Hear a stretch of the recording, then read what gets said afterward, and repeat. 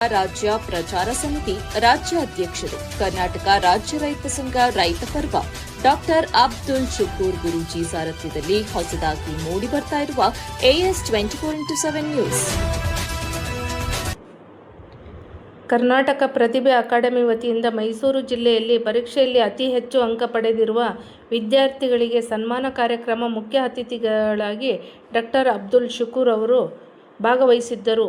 ಮೈಸೂರಿನ Rotary club ಹಾಲ್ನಲ್ಲಿ ಕರ್ನಾಟಕ ಪ್ರತಿಭೆ ಅಕಾಡೆಮಿ ಇವರ ವತಿಯಿಂದ SSLC ಮತ್ತು PUCಯಲ್ಲಿ ಅತಿ ಹೆಚ್ಚು ಅಂಕ ಪಡೆದಿದ್ದ ಪ್ರತಿಭಾ ಪುರಸ್ಕಾರ ಆಯೋಜಿಸಲಾಗಿತ್ತು. ಕಾರ್ಯಕ್ರಮದ ಮುಖ್ಯ ಅತಿಥಿಯಾಗಿದ್ದ ಡಾಕ್ಟರ್ ಅಬ್ದುಲ್ ಶುಕೂರ್ ಗುರೂಜಿರವರು ಮಾತನಾಡಿ, ಸಮಾಜದಲ್ಲಿ ಬುದ್ಧಿವಂತರಿದ್ದರೂ ಒಳ್ಳೆಯ ಗುಣ ಹೊಂದಿದ ಮಕ್ಕಳು ಸಿಗುವುದು ಕಷ್ಟ. ಎಷ್ಟೇ ಅಂಕ ಪಡೆದರೂ ಸಂಸ್ಕಾರ ಇಲ್ಲದಿದ್ದರೆ ಅಡ್ಡದಾರಿ ಹಿಡಿಯುವ ಸಾಧ್ಯತೆ ಇದೆ. ವಿದ್ಯಾರ್ಥಿ ದಶೆಯಲ್ಲಿ ಓದುವುದೇ ಮುಖ್ಯ ಗುರಿಯಾಗಬೇಕು. ಇದರ ಜೊತೆಗೆ ಸಮಾಜಕ್ಕೆ ತೊಂದರೆಯಾಗದಂತೆ ನಡೆದುಕೊಳ್ಳುವುದೇ ಸಂಸ್ಕಾರ. ಶಾರೀರಿಕ ಬಲದಿಂದ ಇನ್ನೊಬ್ಬರಿಗೆ ತೊಂದರೆ ಮಾಡಬಹುದು, ಆದರೆ ಪ್ರತಿಭೆ ಇದ್ದರೆ ಇವೆಲ್ಲ ಮಾಡಲಿಕ್ಕೆ ಸಾಧ್ಯವಿಲ್ಲ. ಮತ್ತು AB ರಾಮಚಂದ್ರ ಅವರು ಮಾತನಾಡಿ, ಪ್ರತಿಭೆಯನ್ನು ಮೊದಲು ಗುರುತಿಸುವ ಕೆಲಸ ಮನೆಯಿಂದ ಆಗಬೇಕು, ನಂತರ ನೆರೆಹೊರೆಯವರು ಮತ್ತು ಮುಖ್ಯವಾಗಿ ಶಾಲೆಯಲ್ಲಿ ಶಿಕ್ಷಕರಿಂದ ಆಗಬೇಕಿದೆ ಎಂದರು. ಮತ್ತು ಅಧ್ಯಕ್ಷತೆ ವಹಿಸಿ ಮಾತನಾಡಿದ ದೇವಪ್ಪ ನಾಯಕ್, ಯಾವ ಮಕ್ಕಳು ಖಾಲಿ ಪುಸ್ತಕವಲ್ಲ, ಅವರಲ್ಲಿನ ಪ್ರತಿಭೆಯನ್ನು ಗುರುತಿಸಿ ಉತ್ತಮ ವಾತಾವರಣ ಕಲ್ಪಿಸಿಕೊಟ್ಟರೆ ಪ್ರತಿಭೆ ವಿಕಸನಗೊಳ್ಳುತ್ತದೆ ಎಂದು ಹೇಳಿದರು. ನಂತರ ಪರೀಕ್ಷೆಯಲ್ಲಿ ಅತಿ ಹೆಚ್ಚು ಅಂಕ ಪಡೆದ ವಿದ್ಯಾರ್ಥಿಗಳಿಗೆ ಸನ್ಮಾನ ಮಾಡಿ ನೆನಪಿನ ಕಾಣಿಕೆ ಬಹುಮಾನ ನೀಡಿ ಗೌರವಿಸಿದರು. ಹಾಗೂ ವೇದಿಕೆಯಲ್ಲಿ ವಿವಿಧ ಸಾಮಾಜಿಕ ಕ್ಷೇತ್ರಗಳಲ್ಲಿ ಸಾಧನೆ ಮಾಡಿದ ಗಣ್ಯಮಾನ್ಯರಿಗೆ ಸನ್ಮಾನ ಮಾಡಿ ಗೌರವಿಸಿದರು.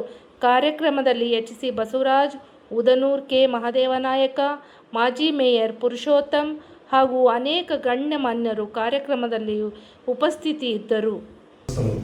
ಈ ಯೋಗ್ಯತೆ ಇರೋರು ಮಾತ್ರ ಸಿಕ್ಕದು.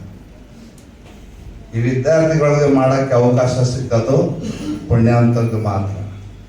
ದುಡ್ಡು ಬೇಕಾದಷ್ಟು ಇರುತ್ತೆ, ಹಣ ಬೇಕಾದಷ್ಟು ಇರುತ್ತೆ, ಅದರ ಮನಸ್ಸಿರಲ್ಲ ಮಾಡಕ್ಕೆ. ಅದಕ್ಕೋಸ್ಕರ ಸಾಹೇಬರು ಇಷ್ಟೆಲ್ಲ ಮಾಡ್ತಾರೆ, ನಮ್ಮ ರಾಜ್ಯಾಧ್ಯಕ್ಷರು ಎಲ್ಲ ಸೇರ್ಕೊಂಡು ಎಲ್ಲ ಮಾಡ್ತಾರೆ ಅಂದಾಗ ಇವತ್ತು ನಾವು ಅವ್ರಿಗೋಸ್ಕರ ಜಾಸ್ತಿ ಆಯುಷ್ಯ ಆರೋಗ್ಯ ಆಶೀರ್ವಾದ ಕೊಳ್ಳಿ ಅಂತ ನಾವು ಹಾರೈಸ್ತೀವಿ ಸರ್. ನಿಮಗೆ ದೇವರು ಒಳ್ಳೇದು ಮಾಡಲಿ. ಇನ್ನೂ ಜಾಸ್ತಿ ವಿದ್ಯಾರ್ಥಿಗಳಿಗೆ ಇನ್ನೂ ಜಾಸ್ತಿ ಸೇವೆ ಮಾಡೋದನ್ನು ಅವಕಾಶ ಮಾಡಿಕೊಳ್ಳಿ. ಇವತ್ತು ನೀವು ಏನು ಮಕ್ಕಳುಗಳು ಓದಿ ಒಂದು ಹೆಸರು ತೊಗೊಂಡು ಇಲ್ಲಿ ವೇದಿಕೆಯಲ್ಲಿ ಬಂದಿದ್ದೀರೋ, ನೀವು ಎಷ್ಟು ಮಕ್ಕಳು ಇರಬೇಕು. ಇವತ್ತು ಒಂದು ಟೈಮಲ್ಲಿ ನಾನು ಅಬ್ದುಲ್ ಶುಕೂರ್ ಅಂದ್ಕೊಳಿಸ್ಕೊಂತ ಇದ್ದೆ. ಆವಾಗ ಅದ್ರ ಮೇಲೆ ಅಬ್ದುಲ್ ಶುಕೂರ್ ಗುರುಗಳು ಅನ್ನಿಸ್ಕೊಂಡೆ. ಮೂರನೇದು ಡಾಕ್ಟರ್ ಅಬ್ದುಲ್ ಶುಕೂರ್ ಅಂತ ಅನ್ನಿಸ್ಕೊಂಡೆ. ಏನಕ್ಕೆ ಅಂತ ಅಂದರೆ ಜನ ಸೇವೆ ಮಾಡಿದೆ ಅಂದ್ಕೊಂಡು ಸರ್ಕಾರದಿಂದ ಗುರುತಿಸಿ ನನ್ನನ್ನು ಅವಾರ್ಡ್ ಕೊಟ್ಟರು. ಸೋಷಿಯಲ್ ಸರ್ವಿಸ್ ಮಾಡಿರ್ತೀವಿ.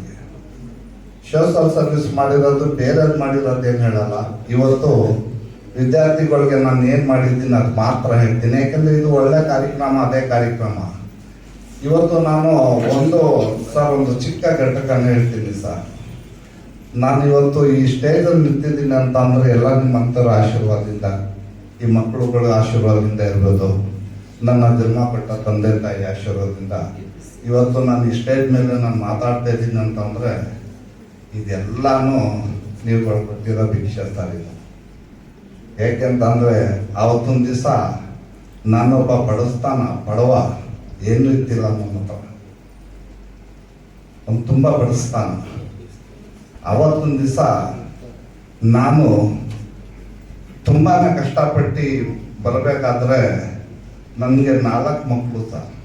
4 ಮಕ್ಕಳು, ಒಂದು ಹೆಣ್ಣು 3 ಗಂಟು. 3 ಜನಕ್ಕೆ ಓದಿಸ್ದೆ. ಒಬ್ಬ ಸೆಕೆಂಡ್ ಇಯರ್, ಒಬ್ಬ ಫಸ್ಟ್ ಇಯರ್ ಮಾಡ್ದ, ಇನ್ನೊಬ್ಬ 9th ಮಾಡ್ದ ಸರ್. ಮಾಡಬೇಕಾದ್ರೆ ಮತ್ತೆ SSLCಗೆ ಹೋಗ್ಬೇಕಾದ್ರೆ ಬುಕ್ಸ್ಗಳು ತಗೋಬೇಕು, ಪೆನ್ಗಳು ತಗೋಬೇಕು, ಅವಾಗ ಜಾಮಿಟ್ರಿ ಬರ್ತಿತ್ತು ತಗೋಬೇಕು ಸರ್. ಅದನ್ನು ತಗೊಳ್ಳೋಕ್ಕೆ ನಮ್ಮ ಹತ್ರ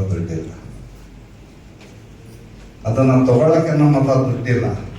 ಆ ದುಡ್ಡಿಲ್ಲದ ಕಾರಣಕ್ಕೆ ಅವತ್ತೊಂದು ದಿವಸ ನನ್ನ ಮಗನ್ ಓದಿಸ್ಬೇಕು ಅಂದ್ಕೊಂಡು ಸರ್ ಜನಗಳ ಹತ್ರ 2,000 ರೂಪಾಯಿ ನಾನು ಕೇಳ್ಬಿಟ್ಟೆ. ಹೆಚ್ಚು ಕಡಿಮೆ ಒಂದು 30 ಇಂದ 40 ಜನಕ್ಕೆ 2,000 ರೂಪಾಯಿ ಕೇಳಿದ್ದೀನಿ ಸರ್. ನನ್ನ ಅದನ್ನು ಓದಿಸ್ಬೇಕು ಅಂದ್ಕೊಂಡು. ಆದರೆ 2,000 ರೂಪಾಯಿ ನನಗೆ ಕೊಟ್ಟಿಲ್ಲ. 2,000 ರೂಪಾಯಿ ಕೊಟ್ಟಿಲ್ಲ. ನಾನು ಒಂದು 5 ನಿಮಿಷ ಮಾತಾಡ್ತೀನಿ, ಯಾರಿಗೂ ಬೇಜಾರು ಮಾಡ್ಕೋಬೇಡಿ ಸರ್. ಯಾಕೆಂದರೆ ನಾವು ಬಂದಿದೆ ವಿದ್ಯಾರ್ಥಿಗಳಿಗೂ ಯಾರಿಗೂ ನಾವು ಆ ಥರ ಆಗ್ಬಿಡ್ದು ಅಂತ ನಾನು ಅವ್ರಿಗೊಂದು ಎಚ್ಚರಿಕೆ ಕೊಡ್ತಾ ಇದ್ದೀನಿ ಅಷ್ಟೇ. 2,000 ರೂಪಾಯಿ ನನಗೆ ಯಾರೂ ಕೊಟ್ಟಿಲ್ಲ. ಇಲ್ಲ ಕೊಡದಿದ್ದ ಕಾರಣಕ್ಕೆ ನಮ್ಮ ಮಗ ಹೇಳ್ದ